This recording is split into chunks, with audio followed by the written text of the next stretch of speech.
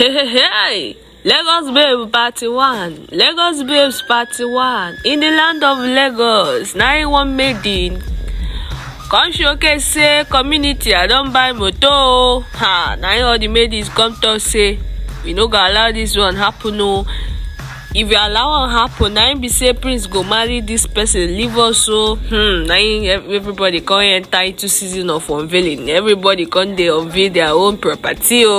Say the community see my own, no be only this maiden get. We ourselves we get.